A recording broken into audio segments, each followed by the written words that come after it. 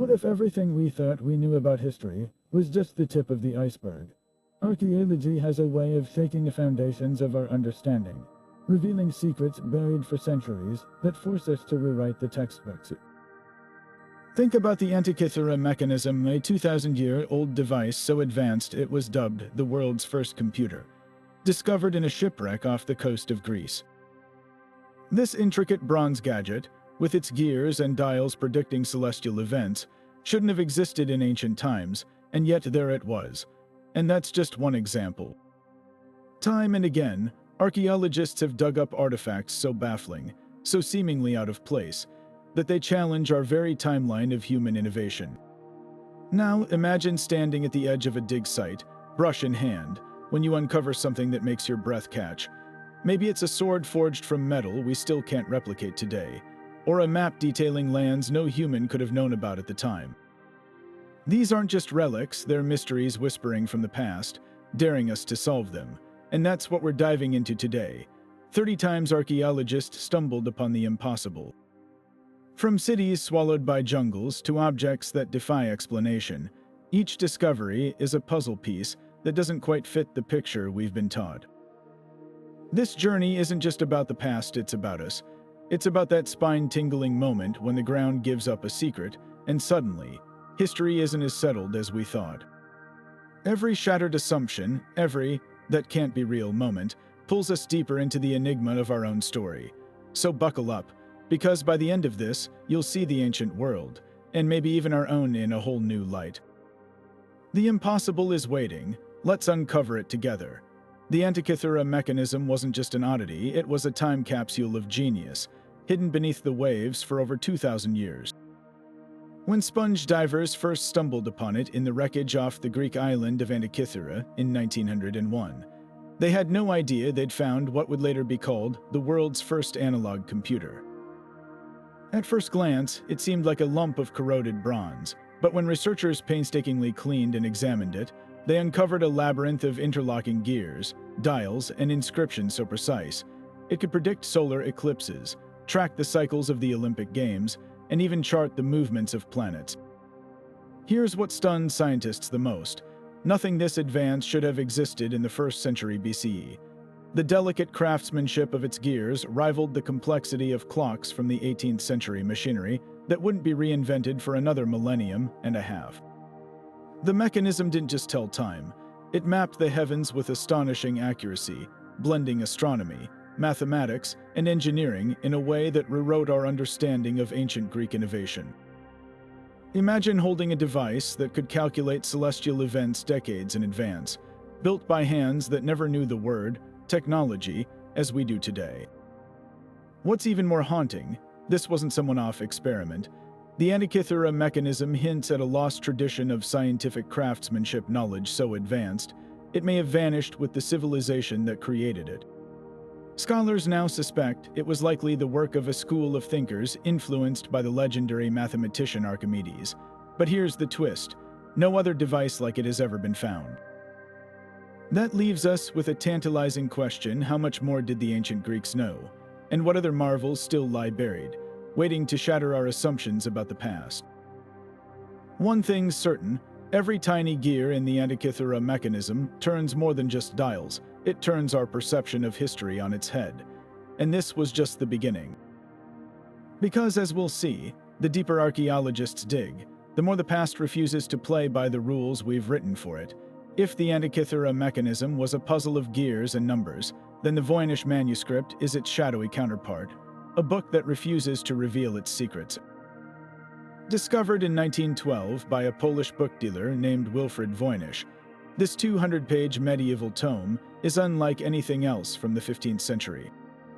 Filled with delicate, looping handwriting in an alphabet no one recognizes, its pages overflow with illustrations of plants that don't exist, celestial charts that don't match any known sky, and naked women bathing in what looks like a system of interconnected green pools. For over a century, cryptographers, linguists, and even wartime codebreakers have tried and failed to crack its language. Some believe it's an elaborate hoax, while others argue it's a lost scientific or medical text, its knowledge too advanced for its time. The most tantalizing theory, that it's the work of a vanished civilization or something even more unthinkable. The manuscript's botany is the real stumper. Plants with twisted roots, leaves in impossible configurations, and flowers that resemble nothing in our natural world. One page shows a blossom with petals arranged in perfect geometric spirals, a pattern not documented in nature until centuries later. Even artificial intelligence has hit a wall. Modern algorithms have analyzed its patterns, comparing it to every known language and cipher, but the text stubbornly resists decoding. It follows grammatical rules, suggesting it's not random gibberish, yet its words refuse to map onto any human tongue. Some researchers claim fleeting breakthroughs, a word here, a symbol there, but the book's overall meaning remains locked away, almost as if it was designed to stay that way. What makes the Voynich Manuscript so chilling isn't just its unreadable text, it's the sheer confidence of its creation. Someone sat down, page after page, and wrote something they believed was worth preserving. But for whom, and why hide knowledge so thoroughly that not even the future could unravel it? Every failed attempt to decipher it only deepens the mystery, leaving us to wonder if some doors to the past are meant to stay closed. And if that's true, what else might be waiting in the shadows of history? Buried in the dusty shelves of the National Museum of Iraq sits an object so unassuming, you might walk right past it, a small clay jar, barely taller than your hand. But inside this ordinary-looking artifact lies an extraordinary secret, a copper cylinder, an iron rod, and traces of an ancient acidic substance. Together, they form what some call the Baghdad Battery, a 2,000-year-old device that might just rewrite the history of electricity. Found in the 1930s near Qujat Rabu, just outside modern-day Baghdad, these jars date back to the Parthian or Sassanid empires, centuries before the invention of the modern battery. When archaeologists first pieced together the components, they realized something startling filled the jar with an acidic liquid like vinegar or grape juice, and it becomes a functioning voltaic cell, capable of producing around 1 volt of electricity. That's not enough to power a light bulb, but it's plenty for subtle electroplating, coating objects in a thin layer of metal, like gold or silver. And here's where the mystery deepens. Artifacts from the same era show intricate gold-plated objects with a finesse that matches electroplating techniques. Was this how ancient artisans achieved such precision? Or was the battery's purpose something even more enigmatic? Some scholars push back, arguing the jars were simply storage containers for sacred scrolls, the iron rod just a placeholder, the acidic residue accidental. But then why the careful insulation with asphalt, a material known to prevent electrical discharge? And why do replicas, when filled with electrolytes, consistently produce measurable current? The debate rages on, with experiments showing the batteries could have powered small-scale rituals, think glowing idols, or tingling sensations during religious ceremonies, meant to awe worshippers. Imagine a priest handing you a statue that mysteriously hums with energy ancient magic, powered by chemistry they didn't yet understand. What's undeniable is the ingenuity. Whether used for plating, medicine, or mysticism, these jars prove that the spark of invention flickered long before we thought possible. And if something this advanced was lying in plain sight, what other technological marvels have we mistaken as mere pots and trinkets? The Baghdad Battery doesn't just challenge our timeline, it shocks us into wondering how much ancient knowledge has been lost to time, or worse, dismissed as impossible. High above the barren plains of southern Peru, etched into the earth like a giant sketchbook, the Nazca Lines stretch for miles, a gallery of colossal designs so vast, they can only be fully seen from the sky. Spider monkeys, hummingbirds with wingspans rivaling a commercial jet, and geometric shapes sharper than any modern blueprint, all carved into the desert floor over 2,000 years ago by a culture without written records, let alone airplanes or drones. How did the Nazca people, armed with nothing more than rudimentary tools, create these precision artworks on a scale that defies comprehension? And why make something meant to be seen from an altitude they could never reach? The secret lies in their technique. Archaeologists believe the Nazca painstakingly removed the top layer of dark, iron-rich pebbles to reveal the lighter sand beneath, creating contrast that's endured for millennia. But the real shocker, they didn't need a bird's-eye view to pull it off. By using simple stakes and ropes, they scaled up smaller designs through a grid system, an ancient version of connect the dots, that turned modest sketches into sprawling masterpieces. Walk the lines today, and you'll find piles of stones marking key points, like breadcrumbs left by artists who worked blindfolded, trusting math over sight. Yet the how is only half the mystery. The why sparks even wilder theories. Some lines align perfectly with solstices and constellations, suggesting the Nazca used them as a celestial calendar to track planting seasons or religious events. One formation, nicknamed the Astronaut, depicts a humanoid figure with wide, owl-like eyes, fueling speculation about contact with otherworldly beings. Then there's the runway-like strips, some stretching dead straight for miles, that pseudo-archaeologists claim were landing strips for alien spacecraft. Mainstream scholars dismiss this, pointing to ritual processions or water worship ceremonies tied to the arid landscape. But here's what's undeniable. The Nazca Lines were a message. Whether meant for gods, stars, or future generations, they're a testament to human ingenuity and obsession. In a world where we take aerial views for granted, these ancient artists dreamed bigger than their technology allowed, creating art not for their own eyes, but for an audience they could only imagine. And that's the haunting beauty of it. Every hummingbird's wing, every spiral, whispers the same question. If they could envision the sky's perspective without ever leaving the ground, what else did they know that we're still struggling to see? Tucked away in the Cairo Museum's shelves rests an artifact that makes aviation historians do a double-take: the Saqqara bird. Carved from sycamore wood over 2,000 years ago, this delicate figurine doesn't look like your typical ancient Egyptian relic. With its sleek, tapered wings and a horizontal stabilizer eerily reminiscent of a modern airplane's tailfin, it seems less like a religious offering and more like a blueprint for flight.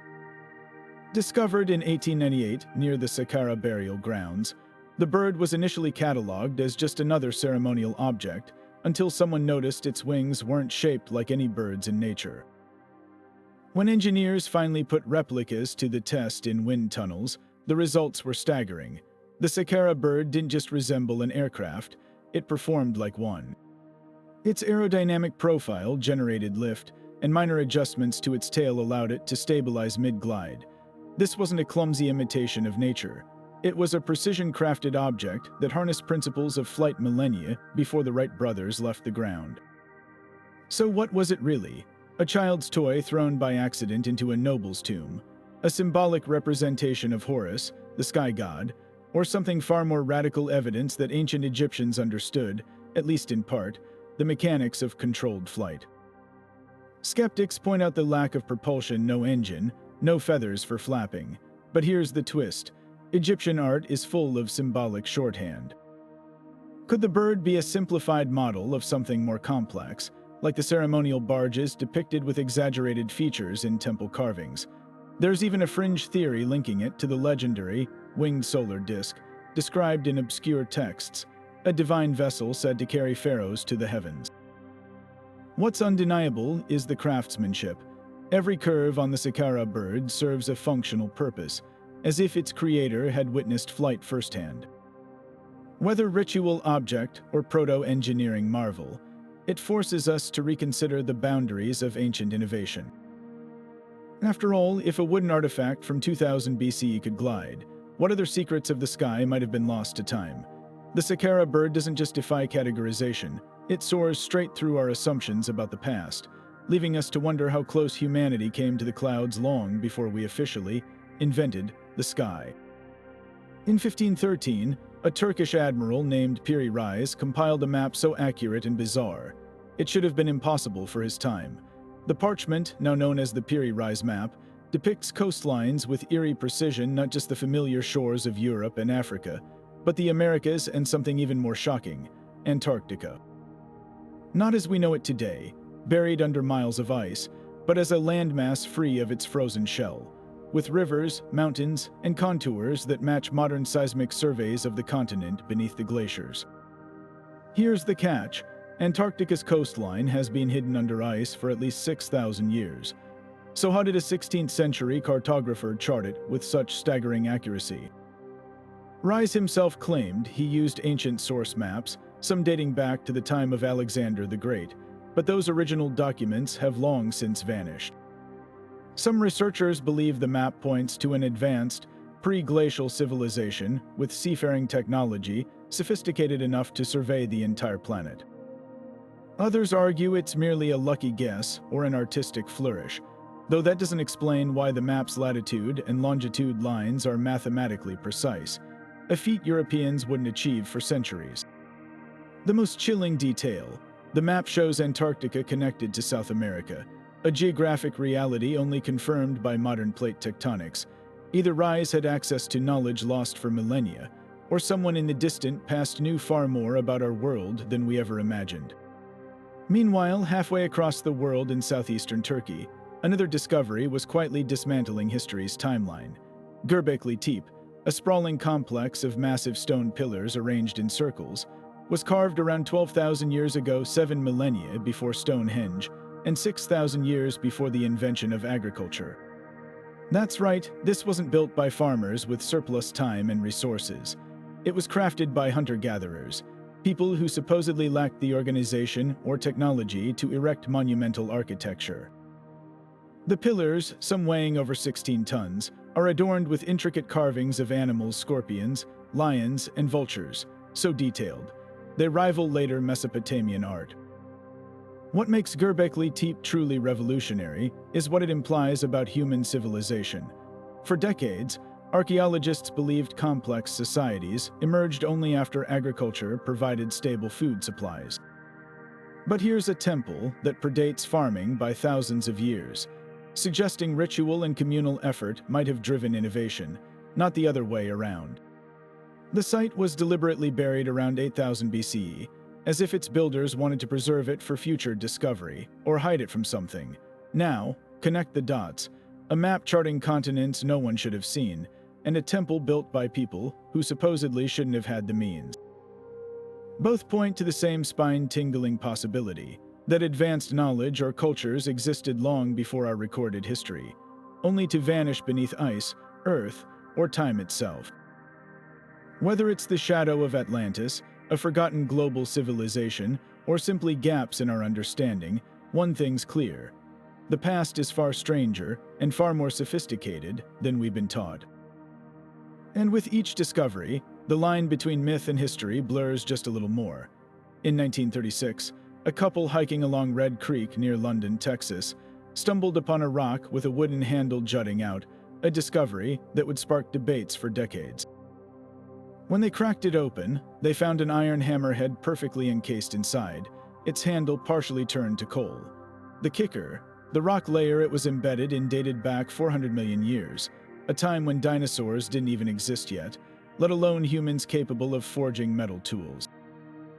Metallurgists who examined the so-called London hammer were baffled. The iron was unusually pure, lacking the slag found in modern industrial metals, and its chlorine content suggested an advanced forging technique, or perhaps something even more puzzling. Skeptics argue it's a 19th century miner's tool that somehow became encased in ancient limestone through natural cementation, a rare but not impossible process. Yet geological analysis confirms the rock's age, and there's no evidence of fractures or seams where the hammer could have been inserted later. Then there's the handle. The wood's cellular structure showed signs of petrification, but the inner fibers retained organic material, as if the hammer was both ancient and not. Supporters of the out-of-place artifact theory point to this as evidence of a lost human civilization with advanced metallurgy, one that thrived millions of years before recorded history. Others propose a more radical idea, that the hammer isn't human-made at all, but the relic of an unknown, possibly even extraterrestrial, visit. What makes the London hammer so compelling isn't just its paradoxical age, it's the way it forces us to confront the gaps in our understanding. If it's a hoax, why hasn't modern science debunked it definitively? If it's genuine, what does that say about the timeline of human ingenuity? Every test performed on it seems to deepen the mystery rather than solve it, leaving us with a tool that refuses to fit neatly into history's toolbox. Whether a geological fluke or a relic of forgotten makers, one thing's certain: the London hammer doesn't just break rocks, it shatters assumptions. and that's the real weight of its strike. Buried in the shadow of the Bayan-Har Mountains in China, the Dropa Stones have been fueling speculation and controversy for decades. Discovered in 1938 by archaeologist Kai Pu-Te, these 12,000-year-old stone discs, some no larger than a coffee saucer, are etched with a spiral of microscopic hieroglyphs so tiny, they're almost invisible to the naked eye. At first glance, they might seem like primitive ceremonial objects, but when researchers allegedly deciphered the inscriptions, the story took a turn straight out of science fiction. The text reportedly describes a group called the Dropa beings with large heads and frail bodies who crash-landed in the mountains, stranded far from home. Locals even spoke of ancient legends describing small, yellow-faced visitors who came from the stars. Skeptics were quick to dismiss the stones as elaborate hoaxes or misidentified Neolithic artifacts. No independent study has ever confirmed the translations, and the original discs vanished during World War II, leaving only grainy photographs and second-hand accounts. But here's where it gets eerie. The stone's spiral grooves bear an uncanny resemblance to modern binary code or vinyl records, as if someone encoded information in a format we wouldn't recognize for millennia.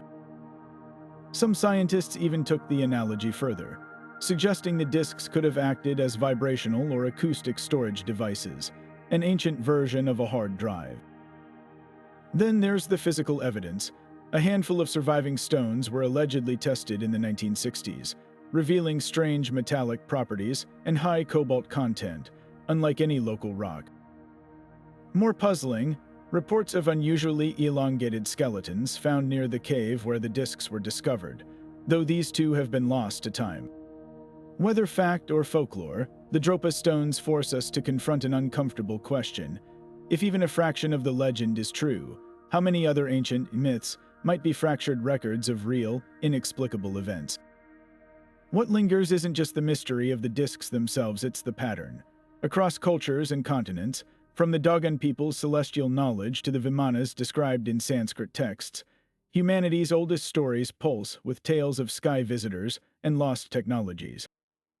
The Dropa stones might be the Rosetta Stone of these legends, or just another dead end in archaeology's most tantalizing cold case. Either way, their whispers from the past remind us, sometimes the line between myth and history is as thin as the grooves on an ancient stone disc. Deep in the mineral collections of the Coso Mountains in California sits an object that shouldn't exist, a relic so out of place. It's been called the ultimate archaeological anomaly. In 1961, a trio of rockhounds cracked open what they thought was an ordinary geode, only to find something far stranger inside, a ceramic cylinder wrapped in a hexagonal copper sheath, with a rusted iron rod at its core. To the untrained eye, it might have looked like junk, but to anyone familiar with 20th century machinery, the resemblance was unmistakable. This was a spark plug, or at least something eerily similar to one encased within a rock layer dating back 500,000 years. Experts who examined the so-called Coso artifact were floored.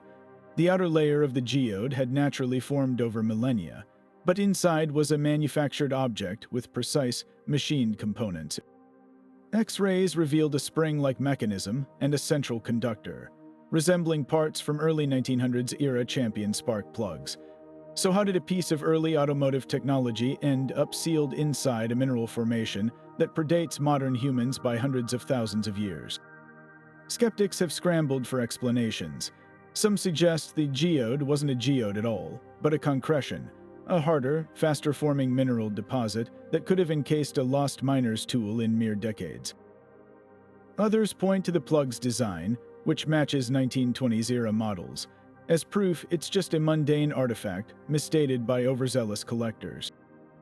But here's the catch. Independent geological analysis confirmed the surrounding matrix was indeed ancient, with manganese deposits and weathering patterns consistent with extreme age. Then there are the wilder theories. Could the artifact be evidence of a time traveler's misplaced tool? A fragment of a lost, advanced civilization that rose and fell long before recorded history? Or perhaps something even more unsettling, proof that human technological development isn't linear, but cyclical, with societies achieving and forgetting advanced knowledge multiple times over Earth's vast timeline. The Koso artifact doesn't just defy explanation, it taunts us with possibilities we're not ready to accept. What makes this object so haunting isn't just its impossible age, it's the lingering question of how many other geodes out there might be hiding equally baffling secrets. Every layer of rock on our planet is a potential time capsule, and if just one of them contains a spark plug from 500,000 years ago, what else might be waiting, buried in stone, to rewrite everything we think we know? The Koso artifact doesn't just ignite curiosity, it sets fire to the boundaries of history itself. In the quiet soil of a Native American shell midden in Maine, archaeologists unearthed a silver coin so out of place, it rewrote the narrative of transatlantic contact. Known as the Maine penny, this tiny artifact, a Norse coin minted between 1065 and 1080, was found buried alongside indigenous artifacts dating to the 1200s. That's 3 centuries before Columbus sailed. The coin's design is unmistakable. King Olaf Kir of Norway stares from its surface, his face pressed into metal by Viking hands. How did a medieval Scandinavian coin end up in a Wabanaki settlement on the other side of the world? The prevailing theory points to the Norse settlement at Elance Ox Meadows in Newfoundland, just over 1,000 miles north of the main site. It's possible the coin traveled south through trade networks, passed hand to hand between indigenous peoples who valued exotic objects more as curiosities than currency. But skeptics argue the coin could have been planted a hoax or a collector's lost item. Here's what's undeniable. No other Norse artifacts have been found at the site, and the coin's pristine condition suggests it wasn't in circulation long before being buried. Whether it's evidence of fleeting Viking contact or a lone wanderer's lost treasure, the Maine penny forces us to reconsider the depth and reach of pre-Columbian connections. Now, shift the scene to Mexico, where an even more baffling artifact surfaced in 1933. Digging beneath the Aztec ruins of Tlaxcala, archaeologists uncovered a terracotta head with features strikingly unlike any Mesoamerican art. The figure's beard, hairstyle, and facial structure looked unmistakably Roman, a style common in the 2nd or 3rd century CE. Radiocarbon dating placed it between the 9th and 13th centuries, long before Europeans officially reached the Americas. The implications were explosive. Had a Roman ship drifted off course, or had trade routes we've yet to uncover bridged these ancient worlds? Critics dismissed it as a colonial-era prank or a case of mistaken identity, but mineral analysis revealed the clay was local, and the artifact's layers showed no signs of disturbance. If it's genuine, the head might hint at transoceanic voyages far earlier than history books allow. Some scholars whisper of Phoenician traders, masters of ancient seafaring, while others suggest it's a fluke, an artist's imaginative departure. But consider this, Olmec sculptures also occasionally depict bearded figures, and Norse sagas speak of lands beyond the horizon, coincidence or fragments of a forgotten global network. Together, these artifacts form a tantalizing puzzle. The Maine penny and the Tlaxcala head are outliers. Yes, but outliers force us to question the edges of our maps. If a Viking coin could cross an ocean, and a Roman face could surface in Aztec soil, what other threads of connection lie buried, waiting to unravel history's neat timelines? Every out-of-place artifact is a whisper from a past far more interconnected and far more mysterious than we've dared to imagine. Hidden away in the Cathedral of Turin lies a piece of linen that might be the most debated artifact in human history, the Shroud of Turin. Measuring 14 feet long, this ancient cloth bears the faint but unmistakable imprint of a crucified man, complete with wounds matching biblical accounts of Jesus' execution. At first glance, it seems like a medieval forgery, but the closer scientists look, the more perplexing it becomes. The image isn't painted, dyed, or scorched onto the fabric. Instead, it appears to be a delicate surface discoloration, almost like a photographic negative, revealing shocking detail when inverted. Even stranger, the image has a three-dimensional quality, as if encoded with depth information no artist of the Middle Ages could have replicated. Radiocarbon dating in 1988 seemed to settle the debate.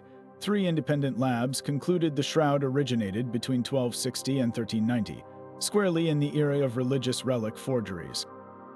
Case closed, right? Not so fast. Critics quickly pointed out the tested sample came from a repaired edge, possibly contaminated by centuries of handling or fire damage. The shroud survived a blaze in 1532, and smoke, water, and microbial growth could have skewed the results. Newer studies analyzing pollen grains and textile weave patterns suggest a far older origin, possibly aligning with 1st century Judea. Then there's the blood-real human hemoglobin with DNA traces, according to forensic tests. The stains show bilirubin, a compound found in torture victims, and flow patterns consistent with crucifixion. But the real enigma is how the image formed at all. Hypotheses range from a primitive form of radiation emission, some kind of primitive flash during resurrection, to a natural chemical reaction between bodily decomposition and the linen spices. The most chilling theory comes from Nass, a scientist who, while studying the shroud's three-dimensional properties, realized the image behaves like a perfect distance map, as if created by a brief, intense burst of energy projecting outward from the body. No known medieval technology could have achieved this effect, let alone understood the optics involved. The Shroud of Turin doesn't just blur the line between faith and science, it obliterates it. If it's a forgery, it's one that defies explanation by modern experts. If it's genuine, it hints at forces or events beyond our current understanding. Every fiber, every stain, whispers the same question: what could have left an imprint so precise, so haunting, that even our most advanced tools can't replicate it? Whether divine or devilishly clever, the shroud remains a riddle wrapped in linen, a mystery that refuses to fade. Deep within the Temple of Hathor at Dendera, carved into the stone walls with uncanny precision, lies a series of reliefs that have ignited fierce debate among archaeologists and fringe researchers alike. Known as the Dendera lights, these depictions show what appear to be giant, elongated bulbs complete with curling filaments resembling modern tungsten wires, encased in translucent vessels and supported by pillars. Atop each bulb, a snake stretches outward, as if channeling energy, while a shadowy figure gestures toward the base like an ancient technician. To the casual observer, the resemblance to electric lighting is staggering. So did the Egyptians harness electricity 3,000 years before Edison? Mainstream Egyptologists dismiss this as pure symbolism. They argue the carvings represent the sun barge, a mythological vessel carrying the sun god Ra through the underworld, with the serpent symbolizing divine energy. The bulb-like shapes, they say, are stylized lotus flowers, a common motif in Egyptian art, while the snake is the protective deity Wadjet. But fringe theorists counter with compelling details. Why do the lotus flowers contain distinct filaments? Why do the pillars resemble insulated cables? And most intriguingly, why do the reliefs appear in a hidden chamber filled with soot stains, as if something inside once burned or glowed? The parallels to the Baghdad battery are impossible to ignore. If crude galvanic cells existed in Mesopotamia, could the Egyptians have refined the technology? Some speculate the Dendera carvings are instructions, or even warnings, for operating arc lamps powered by primitive batteries. Experiments with replicas show that filling the bulb-shaped vessels with certain gases, like neon or argon, could produce a faint glow when electrified. It's a stretch, but not impossible. Others propose the carvings depict a lost form of electroluminescence, harnessing natural piezoelectric materials like quartz, which the Egyptians used in drills and ceremonial objects. Yet the most haunting question isn't just how, it's why.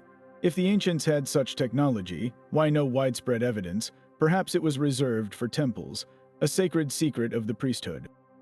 Or maybe the knowledge was lost, like the Antikythera mechanism's gears, leaving only cryptic carvings as whispers of forgotten genius. The Dendera reliefs don't just challenge our assumptions, they flicker at the edges of history, casting shadows that look suspiciously like light.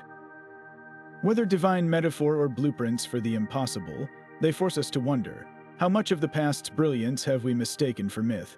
Beneath the rolling hills of Zhejiang province in China lies a subterranean world so vast, so precisely engineered, it defies everything we know about ancient craftsmanship, the Longyu Caves. Discovered in 1992 by a curious villager draining a local pond, This sprawling labyrinth of hand-carved chambers stretches across 30,000 square meters, with ceilings soaring as high as 10-story buildings. The moment archaeologists stepped inside, they realized this wasn't just a cave, it was a masterpiece. Every surface, from the floors to the towering walls, bears thousands of chisel marks arranged in perfect parallel lines, a uniformity so exact it looks machine-made. Yet carbon dating confirms these caverns were dug over 2,000 years ago, by workers wielding nothing more than rudimentary bronze tools. The scale alone is staggering: 24 individual caves excavated from solid sandstone, each connected by narrow passageways, with pillars strategically placed to support the weight of the mountain above. But it's the precision that truly boggles the mind. Angles between walls deviate by less than a fraction of a degree, and the chiseled grooves maintain a near mathematical consistency, as if the builders worked from a single, unchanging blueprint. Modern engineers struggle to explain how such accuracy was achieved without lasers or levels. Even more perplexing, not a single historical text, folk legend, or even local oral tradition mentions their construction. It's as if the caves were carved in secret, or by a civilization that left no other trace. Then there's the purpose. Unlike most ancient underground sites, the Longyou caves show no signs of habitation, no hearths, no burial goods, no religious iconography. The walls are adorned only with abstract symbols, including a recurring pattern resembling fish scales, a motif some link to ancient water worship. But why would a pre-industrial society invest millions of man-hours to create a space with no obvious function? Some theorists propose it was a quarry, though the sandstone is too soft for construction. Others suggest military storage or imperial hideouts, yet no artifacts support this. The most haunting possibility, that the caves were never meant to be found, a hidden project so vast, its very existence was scrubbed from memory. Perhaps the most unsettling detail is the acoustics.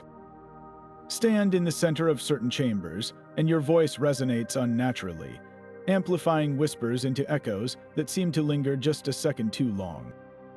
Researchers have noted the walls' angles and surface textures create sound diffusion patterns found in modern concert halls, an effect that couldn't have been accidental. Was this an ancient temple designed to awe visitors with otherworldly acoustics, or something even more inexplicable? The cave's silence on the matter is deafening. Today, the Longyou caves remain one of archaeology's greatest enigmas, a monument without a history, a feat without a footprint. Every chisel stroke on those walls is a question: who planned this? How did they achieve such perfection? And why go to such lengths only to vanish, leaving behind no clue but the caves themselves? In a world where we've mapped the ocean floor and the surface of Mars, these tunnels stand as a humbling reminder. Some secrets, even when exposed to light, refuse to be unraveled. The stone keeps its silence, and we're left to wonder what other chapters of human ingenuity might be buried, waiting, just beneath our feet. Buried alongside mastodon bones in the banks of the Mures River in Romania, the Aed wedge doesn't look like much at first, a rusted chunk of metal, roughly the size of a hammerhead. But when workers unearthed it in 1974, nestled in a layer of sediment 20 million years old, the discovery sent shockwaves through the scientific community. Lab analysis revealed the wedge was made of an unusually refined aluminum alloy, a metal humans only began producing in bulk in the 19th century. Even stranger, its surface bore signs of mechanical machining, with symmetrical grooves and ridges suggesting it was part of a larger, precision-built mechanism. Aluminum doesn't occur naturally in pure form, requiring an advanced electrolytic process to extract technology that didn't exist until the 1800s. So how did this object end up encased in prehistoric Earth, millions of years before humans walked the planet? Skeptics argue the wedge must have been pushed into older layers by river currents or mining activity, but geologists found no evidence of sediment disturbance. The alloy's composition, 90% aluminum with traces of copper, zinc, and silicon, matches aerospace-grade materials used in modern aircraft, a blend impossible to create by accident. Some researchers speculate it could be debris from a WW2-era German plane, though no records place aircraft in the area. Others whisper of far wilder possibilities, a fragment of a lost civilization's technology, or even extraterrestrial origin. The wedge's tapered shape has drawn comparisons to landing gear components, fueling speculation about ancient visitors. But here's the chilling part: 20 million years ago, Earth's most advanced creatures were primitive apes and giant sloths. Whoever or whatever crafted this object existed outside our timeline entirely. Half a world away, in an Austrian coal mine, another metallic oddity defied explanation.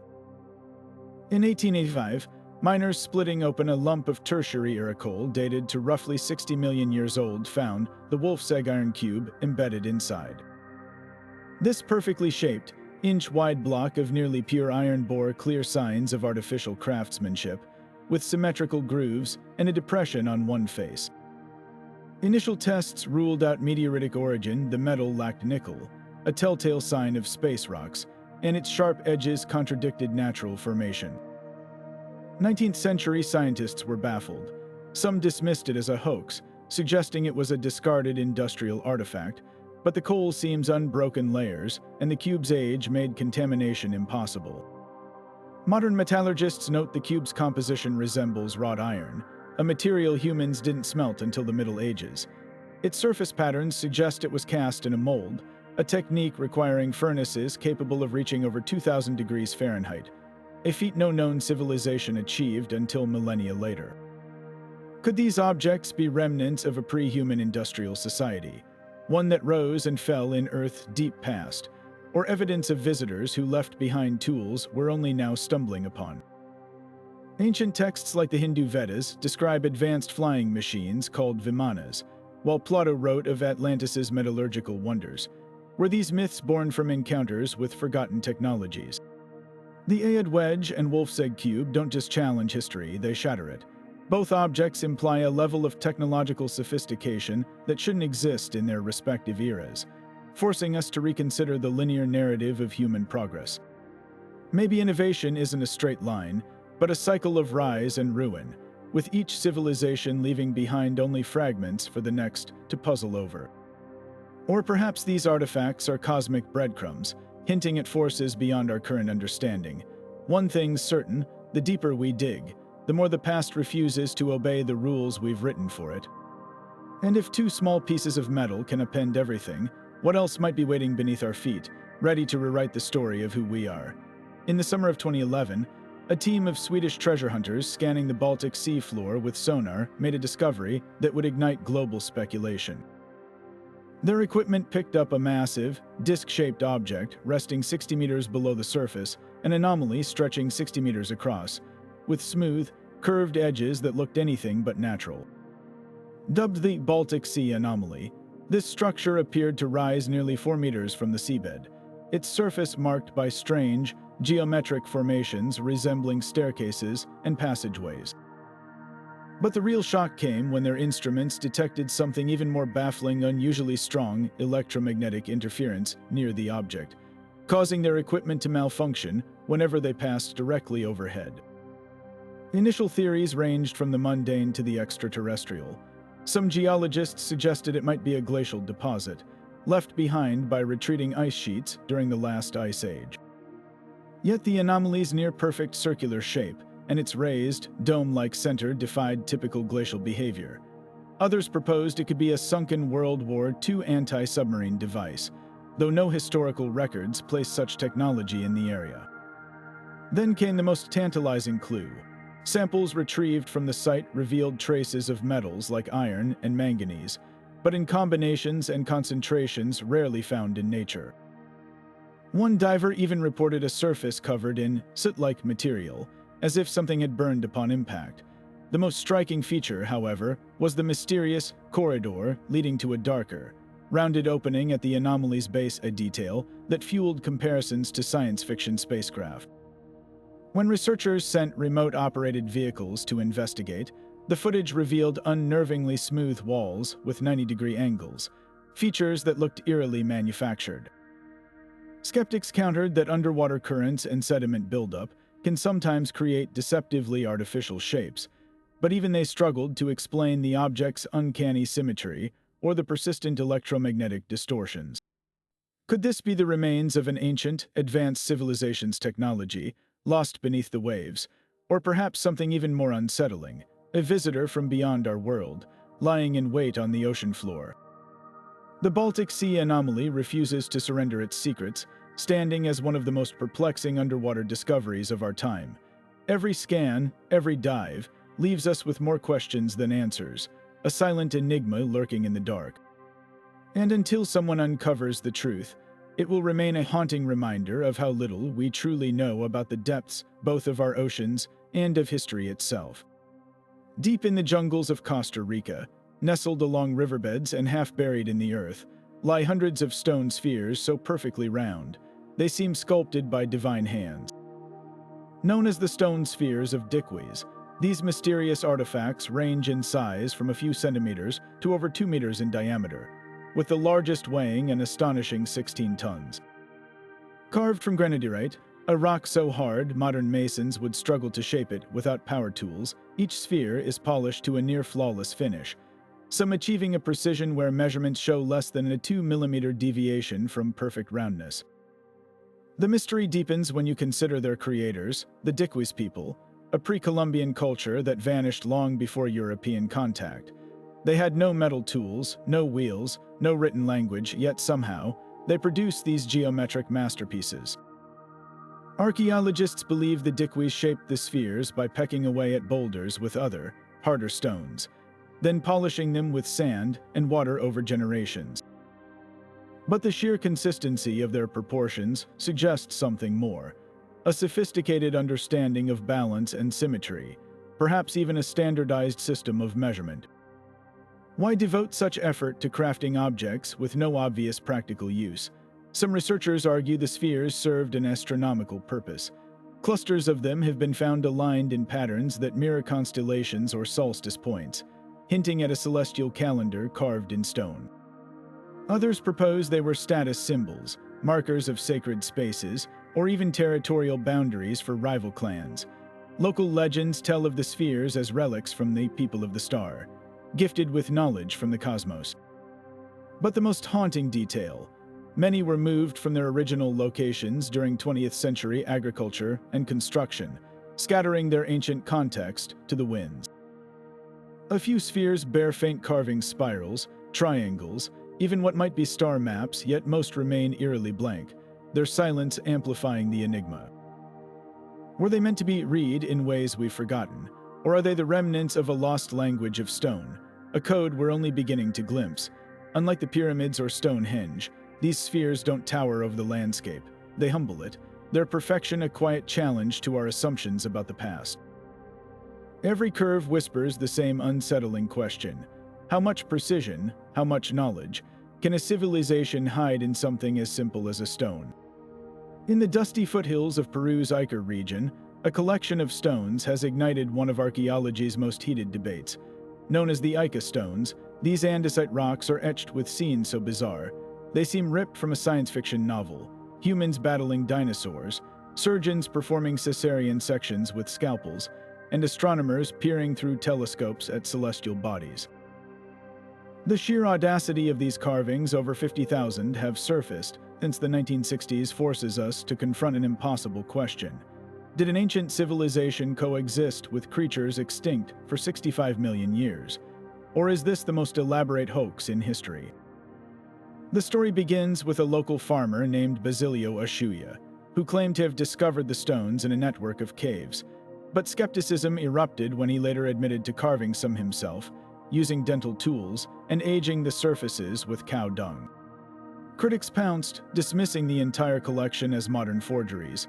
Yet here's where the plot thickens. Many stones predate Ashuya's confession, documented as early as the 1950s by archaeologists who noted their weathered patina and mineral deposit signs they weren't freshly made. Even more puzzling, some depict dinosaur species, like the Stegosaurus, with anatomical accuracy impossible to glean from 20th century fossil reconstructions. How would a rural farmer know the exact spine arrangement of a creature scientists only recently pieced together? Medical carvings add another layer of intrigue. One stone shows a figure performing open-heart surgery, another a blood transfusion with detailed tubing. The precision of these scenes mirrors modern techniques, yet they're rendered in a style consistent with pre-Columbian art. Proponents argue the stones could be remnants of a lost civilization's knowledge, preserved in symbolism. After all, the Nazca Lines just a few hundred miles away prove ancient Peruvians mastered large-scale, enigmatic designs. Could the Ica stones be a similar blend of record-keeping and myth? Then there's the volume. 50,000 stones can't be the work of one man or even a small group. The labor alone would take decades, and yet no workshop or tools have ever been found. Geologists who have examined the stones note their oxidation patterns suggest centuries of burial, not quick fakery. Even if some are fakes, could a core group be genuine relics? The Peruvian government once jailed Ushuaia for selling national treasures, only to drop charges when he confessed to forgery, a move some suspect was staged to protect tourism. What lingers isn't just the question of authenticity, it's the stone's unsettling implications. If even a fraction are real, they append our timeline of human knowledge. Did an ancient culture somehow unearth fossils and interpret them correctly? Or is there a darker possibility that history, as we know it, is missing entire chapters? The Ica stones don't offer easy answers. They're a riddle wrapped in rock, daring us to reconsider the boundaries of truth and imagination. And in that tension, they become more than artifacts, they're mirrors, reflecting our own desperation to explain the unexplainable. Off the coast of Japan's Yonaguni Island, beneath the turquoise waves where sharks weave through coral, lies a structure that shouldn't exist, the Yonaguni Monument. Discovered in the mid-1980s by a diver exploring the seabed, this massive formation rises like a sunken citadel, its terraced walls and sharp angles defying the randomness of nature. Towering 25 meters from the ocean floor, the monument's flat platforms, right-angled corners, and what appear to be staircases carved into stone have sparked a firestorm of debate. Is this the eroded work of ancient hands, or just a spectacular quirk of geology? Marine geologists point to the area's frequent earthquakes, which could explain the structure's fractured, block-like appearance through natural sandstone splitting. But dive deeper, and the anomalies pile up. The monument's two perfectly parallel pillars, its precise, turtle-shaped platform, and a triangular pool with straight-edged sides all suggest intentional design. Most striking is the main terrace, a leveled surface stretching 50 meters, flanked by what looks like a ceremonial pathway. Even the skeptics go to explanation layer by layer erosion, struggles to account for the sheer symmetry. If nature carved this, it did so with an architect's precision. Local legends add fuel to the mystery. Okinawan folklore speaks of a sunken kingdom called Mu, lost beneath the Pacific in a cataclysmic event. Could Yonaguni be its remnants? Some researchers note similarities between the monument's features and prehistoric megalithic sites like Sacsayhuaman in Peru, where stones fit together so tightly, not a blade of grass slips between them. The monument's possible alignment with solstices further hints at a purposeful, even sacred, origin. Yet without tools or artifacts embedded in the rock, the truth remains submerged quite literally, in the realm of speculation. Now, shift the scene 6,000 miles east to the Bahamas, where another underwater enigma waits. The Bimini Road, a half-mile-long stretch of massive limestone blocks arranged in a near-perfect straight line, looks like the cobbled spine of a drowned city. Discovered in 1968, these rectangular stones, some weighing over 5 tons, lie just meters below the surface, their flat surfaces and right angles screaming man-made to believers. Could this be a fragment of Atlantis, the fabled island Plato claimed sank beneath the waves in a single night? Mainstream science pushes back hard. The blocks, they argue, are beak rock, a naturally occurring formation where shoreline sediment cements over time, fracturing into geometric shapes. Wave action and tidal shifts could have arranged them into their current alignment, no human intervention required. But here's the wrinkle: core samples taken from the stones show they were once above water, and their composition matches quarries used by indigenous Lucane people. Even more curious, the road's terminus points toward a cluster of smaller, equally geometric blocks dubbed the Bimini Wall, a feature that eerily mirrors harbor breakwaters found in ancient Mediterranean ports. The debate boils down to one haunting question: how much coincidence can we accept before it becomes evidence?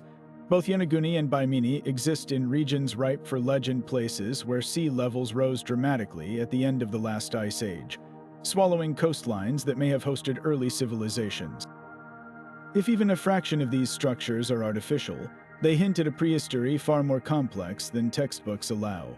Maybe not Atlantis, but perhaps a network of seafaring cultures whose footprints were erased by rising tides. What ties these sites together isn't just their aquatic settings, it's the way they blur the line between geology and genius. Natural processes can create astonishing mimics of human work, but when the mimics pile up, when right angles outnumber curves and symmetry defies randomness, doubt creeps in. Whether you see drowned cities or dazzling quirks of nature, one thing's certain: the ocean floor holds stories we've only begun to read.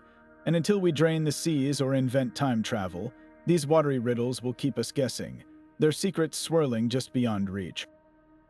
Stretching across the harsh, sun-scorched landscape of southern Jordan like a scar forgotten by time, the Khat Shebib Wall is one of archaeology's most baffling enigmas. This ancient structure winds through the desert for over 150 kilometers, roughly the distance from Washington, D.C., to Philadelphia, yet barely merits a footnote in historical records. Built around 2,000 years ago, its low, uneven rubble walls, now crumbling to waist height in most places, seem too modest for grand military defense, too haphazard for a formal border. So why would a civilization invest such staggering effort into stacking stones across such unforgiving terrain? Satellite imagery reveals the wall's true scale, meandering north to south in jagged segments, with the occasional watchtower or small fort punctuating its length. Archaeologists first documented it in 1948, but it wasn't until drone surveys in 2015 that its full extent came to light. The builders used whatever local stone they could find, piling it without mortar, creating a barrier more symbolic than impenetrable. If it was meant to stop armies, why no ditches or steep embankments? If it marked a territory, why no inscriptions or monuments to proclaim ownership? One theory suggests the wall was a sort of ancient checkpoint, regulating the movement of nomadic tribes and their herds in a region where water and grazing lands were fiercely contested. Bedouin oral traditions hint at tensions between desert herders and settled communities, and the walls lay out loosely tracked zones where fertile land gives way to arid wilderness. But here's the puzzle: it doesn't enclose anything. Instead, it snakes along geographic features, almost like a trail marker or a drought-era project to keep restless clans at bay. Others propose a more poetic purpose. The wall aligns roughly with the ruins of ancient Nabatean trade hubs, the civilization that carved Petra into rose-red cliffs. Could it have been a ceremonial pathway, guiding pilgrims or processions between sacred sites, or perhaps a massive, communal labor project, an early, stimulus plan to employ people during hard times? The Nabateans were master hydrologists. Their desert cities thrived on clever water capture. Maybe the wall doubled as a water diversion system, channeling rare rains to hidden cisterns. But with no inscriptions or artifacts left behind, these ideas remain whispers in the wind. The most haunting clue lies in what's missing. Unlike Hadrian's Wall or the Great Wall of China, no chronicles boast of its construction, no battles were fought along its length. It's as if the wall was meant to be forgotten, or perhaps its purpose was so obvious to its builders, they never thought to write it down. Today, the Khat Shebib stands as a riddle in plain sight, a monument not to kings or conquests, but to the quiet, everyday struggles of a people whose stories have turned to dust. Every stone asks the same question: what survives when memory fades? Rising like a granite sentinel from the red clay of Elbert County, Georgia, the Georgia Guidestone stood as one of modern history's most cryptic monuments until they didn't.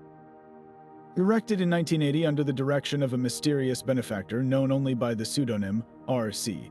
Christian, this 20-foot-tall slab of inscribed stone carried a message for humanity, etched in 8 of the world's most spoken languages: English, Spanish, Swahili, Hindi, Hebrew, Arabic, Chinese, and Russian. But this wasn't just a tribute to unity. It was a manual for survival, a 10-point manifesto outlining how to rebuild civilization after an apocalyptic collapse. The stone's directives ranged from the pragmatic, maintain humanity under 500 million in perpetual balance with nature, to the cryptic, guide reproduction wisely, improving fitness and diversity. Some read them as a blueprint for utopia. Others saw a shadowy agenda, whispering of population control and new world order conspiracies. The ambiguity only deepened with the monument's astronomical quirks. A slit in the capstone aligned with the sun's solstices and equinoxes, while a small hole drilled into the granite framed the North Star, suggesting the creators weren't just philosophers but precise engineers. Who were they, and why choose rural Georgia as their pulpit? R.C. Christian claimed to represent a small group of loyal Americans seeking to leave guidance for future generations. He paid a local granite company in cash, insisting on secrecy, and vanished as suddenly as he'd appeared. Speculation ran wild. Was he a Rosicrucian mystic? A wealthy survivalist, the stone's cold, utilitarian tone fueled fears they were a harbinger of planned catastrophe, a belief that turned them into a lightning rod for extremist agitation. Then, in July 2022, the stones met a violent end. An explosion ripped through the monument at dawn, toppling one pillar and leaving the rest so unstable. Authorities demolished them days later. Security footage captured a hooded figure fleeing the scene, but the culprit was never caught. Some cheered the destruction as a strike against elitist control. Others mourned the loss of a puzzle we'd barely begun to decode. The Guidestone's legacy lingers in their absence. Were they a warning, a prophecy, or merely an eccentric art project? The granite is gone, but the questions remain, etched not in stone but in the unsettling realization that someone, somewhere, thought we'd need instructions for the end. And perhaps the most chilling part isn't the message itself, it's that we'll never know if they were right. Scattered across the rolling hills of northern Laos, the Plain of Jars presents a landscape, as haunting as it is mysterious, a vast stretch of grasslands and forest dotted with thousands of enormous stone jars, some standing upright, others toppled like broken teeth in the earth. Carved from sandstone and granite, these massive vessels range from modest sizes to towering 3-meter-tall behemoths, each painstakingly hollowed out between 500 and 2,000 years ago. Their presence is puzzling enough, but the real enigma lies in their purpose. Why would an ancient people expend such effort to craft and transport these heavy jars, some weighing several tons, only to leave them scattered across the plains without explanation? Archaeologists have pieced together fragments of the story. The jars are often found near burial sites, with human remains, pottery shards, and iron tools uncovered nearby, suggesting they may have served as funeral urns or part of elaborate death rituals. Some theories propose they were used to decompose bodies before secondary burial, a practice seen in other Southeast Asian cultures. But local legends whispered different tales. One speaks of a race of giants who crafted the jars to brew rice wine for a victorious feast. Another claims they stored monsoon rainwater for weary travelers crossing the arid plateau. The truth might lie somewhere between myth and science. Recent excavations revealed traces of organic compounds inside some jars, hinting at fermentation or food storage, while others show signs of being sealed shut, possibly to protect sacred contents. Yet the Plain of Jars holds a darker, more modern layer of mystery. During the Vietnam War, the region became one of the most heavily bombed places on Earth, with U.S. forces dropping over 2 million tons of ordnance on Laos in a covert campaign. Today, the landscape is pockmarked with craters, some overlapping the ancient jar sites, others eerily mirroring their circular forms. Unexploded cluster munitions still litter the area, turning archaeological work into a lethal gamble. It's a surreal juxtaposition, millennia-old relics side by side with the scars of 20th century warfare, both silent witnesses to humanity's capacity for creation and destruction. The jars themselves bear the marks of this violent chapter. Some are fractured by concussive blasts, others stand untouched, as if defiant against time and chaos. Researchers must navigate a delicate dance, clearing bombs before they can safely study the past, making every discovery a hard-won victory. What's emerged is a portrait of a sophisticated Iron Age culture, with trade links stretching to India and beyond, yet one that left no written records to explain their most enduring legacy. Standing among these jars, you can't help but feel the weight of their silence. They don't just belong to the ancient world, they're a bridge between epochs, a reminder of how history layers itself in stone and shrapnel. Every vessel, whether cracked by bombs or worn by centuries, asks the same unanswerable question. What stories would they tell if they could speak? For now, they keep their secrets, waiting for the day when the last bomb is cleared, and the last clue is unearthed. Until then, the Plain of Jars remains a puzzle written in stone, guarded by the echoes of wars both ancient and modern. Weighing as much as a grown man, and requiring 2 people to lift, the Codex Gigas isn't just a book, it's a behemoth of parchment and mystery. Known as the Devil's Bible, this 13th century manuscript stretches nearly 3 feet tall. It's 310 vellum pages bound in a wooden cover that feels more like a door than a book. But its size isn't what sends chills down scholars' spines. Legend claims it was penned in a single night by a desperate Benedictine monk, his soul traded to Satan for the impossible feat. The proof, they say, is on page 290, where a full-page illustration of the devil glares out in vivid colors, his clawed hands raised, his emaciated body twisted in a mockery of divine grace. No other medieval text dedicates an entire page to such a figure, let alone one so unnervingly detailed. The monk's story is as compelling as it is grim. Condemned to be walled alive for breaking his vows, he supposedly struck a bargain: complete a book containing all human knowledge by morning, or face execution. As midnight passed, his prayers turned to pleas, and the devil answered. The work was done by dawn a tome so vast, it would have taken a single scribe decades to finish. Modern analysis suggests the handwriting is consistent throughout, as if one man truly did scribble every word without rest. But the real shock, the manuscript isn't just a Bible. It's an encyclopedia of the medieval world, crammed with medical treatises, historical records, even spells. One passage describes a ritual to cure demonic possession. It's inked darker where the words twist into incantations. Then there's the erasures. Scattered through the pages are ghostly gaps where text has been scraped away not by time, but by deliberate hands. Infrared scans reveal these weren't mistakes. Entire passages were removed, their original contents lost. Were they heretical teachings, forbidden knowledge?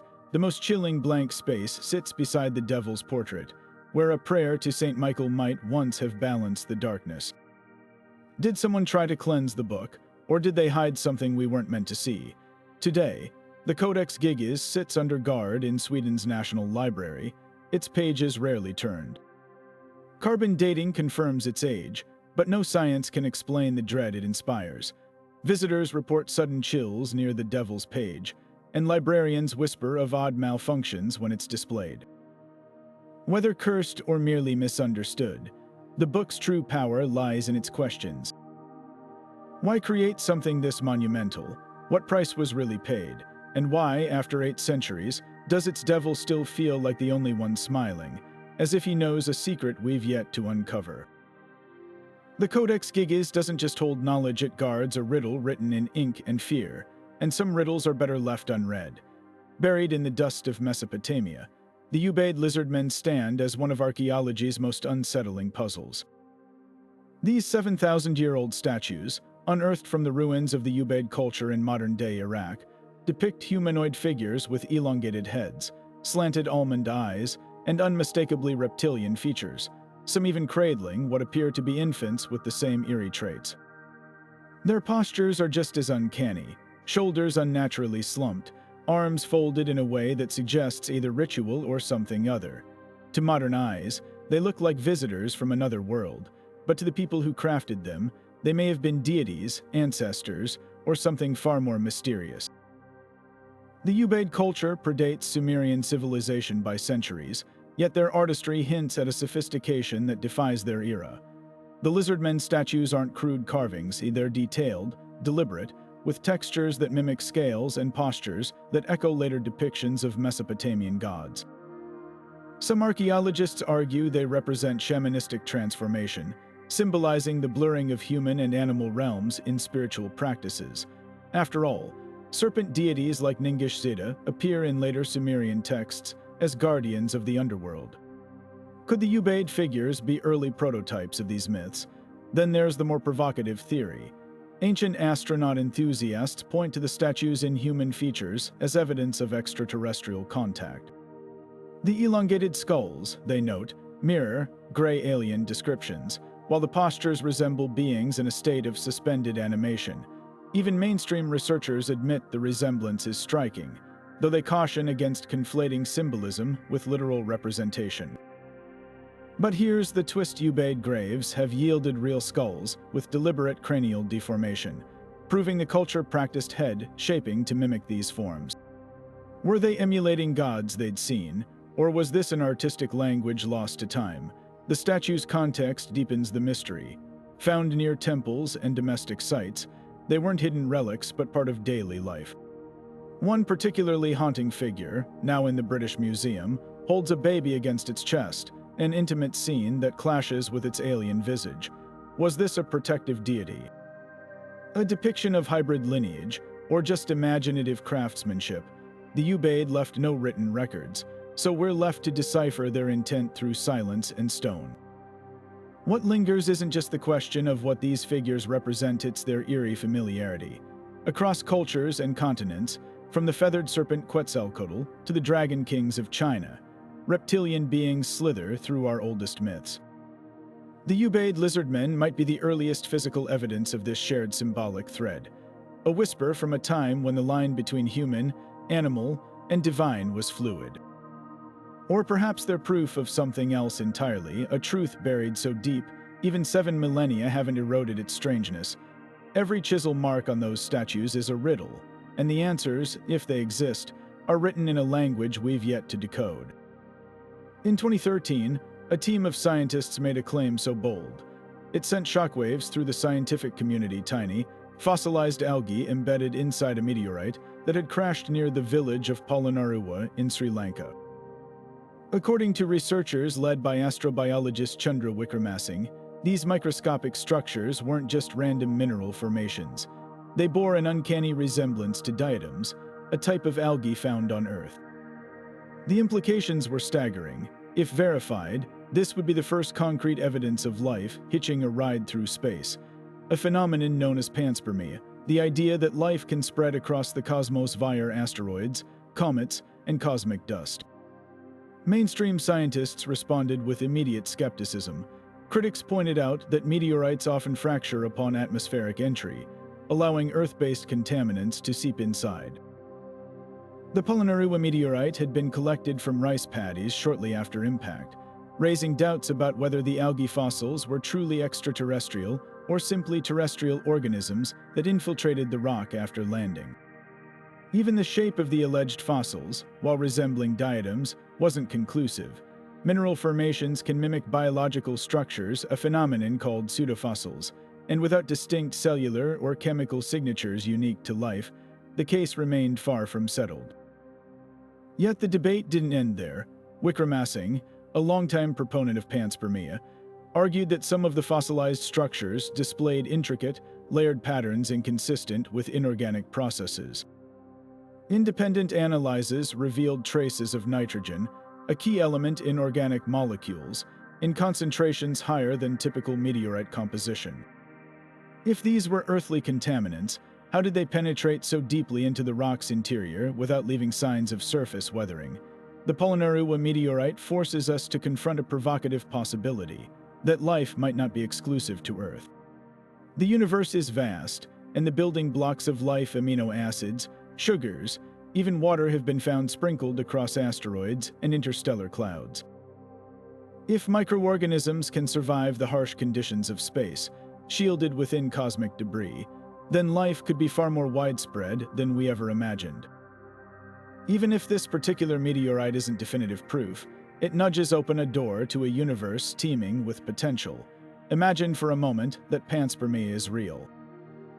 Countless worlds could share genetic ancestors, their life forms descended from the same cosmic seeds. It's a humbling thought, one that transforms our place in the cosmos from isolated accident to interconnected thread in a grand, living tapestry. The Polonnaruwa meteorite might not have all the answers, but its whispers from space remind us the story of life might not begin or end on our planet alone. Buried in the Precambrian rock layers of South Africa's Oudtshoorn region, the grooved spheres, or Klerksdorp spheres, are one of geology's most hotly contested anomalies. These fist-sized metal balls, often flattened like discs, bear uncanny parallel grooves encircling their middles as if machined with precision tools. But here's the twist. They're estimated to be nearly 3 billion years old, a time when Earth's only life forms were single-celled microbes. So how could anything have crafted objects this symmetrical in an era before multicellular life, let alone metallurgy? Mineralogists argue the spheres are natural pyrite or hematite concretions nodules that form when minerals crystallize around a core, much like pearls in oysters. Over eons, pressure and weathering could have flattened them, while the grooves might be the result of layered sediment compression. Some specimens, when cut open, reveal concentric bands like tree rings, supporting this slow growth theory. But skeptics of the natural origin story point to the groove's unnatural regularity. The lines are often evenly spaced, some even appearing to intersect at geometric angles, a pattern rarely seen in random mineral formations. One of the most baffling examples, housed in the Klerksdorp Museum, has a seam so precise, it looks like it was molded in two halves and fused together, a feature that defies typical concretion processes. The debate takes a speculative turn when examining the sphere's material. Some tests suggest they contain nickel-steel alloys, a combination not found naturally in Earth's crust. This has fueled theories of a lost industrial civilization, one that thrived and vanished in Earth's deep past. Proponents of this idea point to ancient myths worldwide that speak of advanced predecessor cultures, like the Hindu descriptions of Vimanas or Plato's Atlantis. Could these spheres be physical remnants of such a society? Or could they, as some fringe researchers propose, be artifacts from an extraterrestrial visitation, discarded or forgotten tools from a time when our planet was a very different place? Mainstream science remains unconvinced, but even skeptics admit the grooved spheres are unusual. Natural concretions typically lack such crisp edges or symmetry, and the Oudtshoorn specimens stand out for their consistency. Geologists who have studied the site note that the rock layer where the spheres are found, the pyrophyllite-rich wonderstone, is exceptionally soft, raising the possibility that the spheres were shaped by later human hands and re-embedded. Yet no tools or other artifacts have been discovered nearby to support this theory. What lingers is the unsettling question of context. If these are natural, they're among the most geometrically perfect mineral formations ever discovered. If they're artificial, they upend our understanding of time itself. Either way, the grooved spheres force us to confront how little we know about Earth's deepest history. Every line etched into their surfaces is a whisper from an era so distant, it defies comprehension. A reminder that the planet's story might hold chapters we've yet to read, written in a language of stone and metal we're only beginning to decipher. Deep in the scorching sands of China's Taklamakan Desert, where the very name means you go in and never come out, lies one of archaeology's most startling secrets, the Tarim mummies. These aren't just any ancient remains. When archaeologists first brushed away the dust from their faces, they uncovered features so strikingly European: high cheekbones, long noses, reddish-blonde hair, that they seem to defy geography itself. Preserved for over 4,000 years by the desert's dry air and salty soil, these individuals look as though they could have walked straight out of the Bronze Age steppes, not the heart of Central Asia. Their very existence flips the script on the Silk Road's history, proving east and west were connected long before the first camel caravans ever trudged across the dunes. The mystery deepens when you examine what these people left behind. Wrapped around their bodies are fabrics that wouldn't look out of place in medieval Scotland tartan weaves with intricate plaids, dyed in rich blues, browns, and greens. Chemical analysis revealed the dyes came from plants like woad and madder, commonly used in ancient Europe but unheard of in China at the time. Even their burial rituals feel out of place, boat-shaped coffins, a tradition linked to Nordic cultures, nestled in a landlocked desert. Genetic testing confirmed the impossible. Their DNA matches Neolithic populations from the Black Sea region, thousands of miles to the west. How did they get here, and why? Some scholars believe they were part of a lost migration, early Indo-European speakers who ventured east along mountain passes and river valleys, settling in the Tarim Basin long before the Han Chinese arrived. Others suggest they might have been traders, drawn by rare jade deposits that were already fueling long-distance exchange networks, the most tantalizing clue. Their language, scraps of texts found nearby, belong to Tocharian, an extinct branch of the Indo-European language family once spoken in the region. Imagine the scene: a blonde-haired merchant haggling in a tongue closer to ancient Celtic than Mandarin, while weaving cloth that wouldn't reach Europe for another 2 millennia. What makes the Tarim mummies so revolutionary isn't just their origins, it's the way they shatter our assumptions about cultural isolation. The Silk Road wasn't born in a vacuum. It was the culmination of movements that began centuries earlier, with people like these as its unwitting pioneers. Their preserved faces, frozen in time, force us to rewrite the map of human movement. Every thread in their tartan, every strand of their hair, whispers the same truth. The ancient world was far smaller and far stranger than we ever imagined. And somewhere beneath those endless dunes, there are still stories waiting to be unearthed, stories that refuse to fit neatly into any textbook. Looming from the quarries of Aswan like a ghost of ambition left in stone, the unfinished obelisk is a monument to both human ingenuity and the limits of ancient engineering. This colossal slab of pink granite, stretching 137 feet long and weighing nearly 1,200 tons, was meant to be Egypt's tallest obelisk until a sudden crack spiderwebbed through its core, forcing its abandonment. But in that failure lies an astonishing revelation. This half-carved giant offers us a rare, uncensored look at the brutal, painstaking process behind some of history's most impossible stonework. Step into the quarry today, and you'll see the obelisk still clinging to the bedrock, its sides partially freed by narrow trenches barely wide enough for a worker to squeeze through. These channels, meticulously chiseled by hand with nothing harder than dolerite pounding stones, reveal the staggering labor behind Egypt's iconic monuments. Teams would have hammered day and night, their stone tools shattering every few minutes, just to inch forward. But the real genius lies in the logistics. With no pulleys or cranes, how did they plan to move a block heavier than 200 elephants?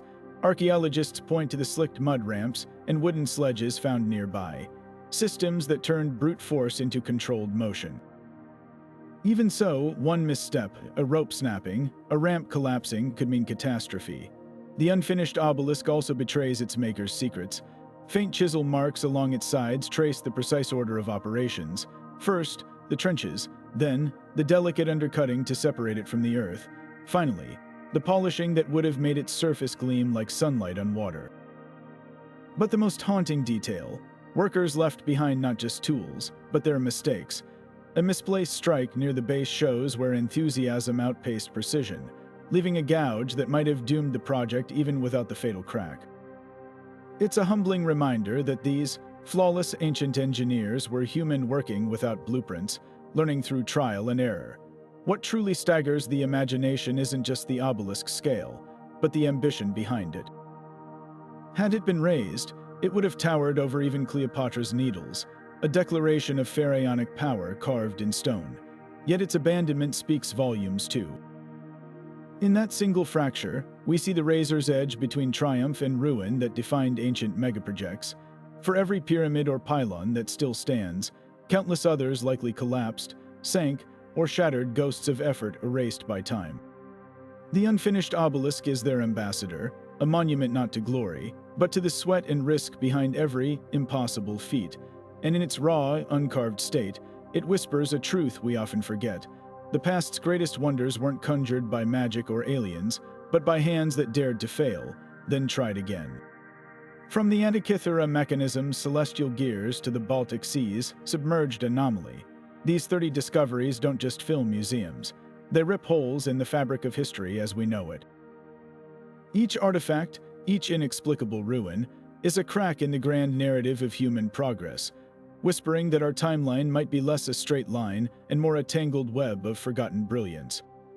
Think about it: the Baghdad Battery humbles our assumptions about ancient innovation, while Göbekli Tepe's towering pillars prove complex societies existed millennia before we thought possible. The Saqqara bird's aerodynamic curves and the Piri Rise map's impossible coastlines aren't mere oddities, they're breadcrumbs leading us to reconsider everything we've been taught. What binds these finds together isn't just their mystery, but their refusal to fit. They expose the arrogance of assuming modern humans are the pinnacle of ingenuity. The Longyu Cave's laser-precise chisel marks and the Ubaid lizardmen's alien gaze suggest civilizations that soared and collapsed, leaving only fragments behind.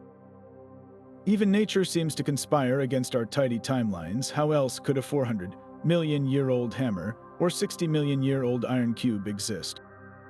These aren't just outliers, they're evidence that history's rules might be more like guidelines, waiting for the next discovery to rewrite them. So where does that leave us? In a world far richer and stranger than textbooks dare admit, maybe the Dropa Stones really did fall from the stars, or the Dendera lights flickered with forgotten science. Perhaps the Tarim mummies' tartan-clad corpses are proof that the ancient world was a whirlwind of connections we're only beginning to trace. Every unanswered question is an invitation to dig deeper, question harder, and stay curious. Now it's your turn. Which of these 30 discoveries left you rethinking reality?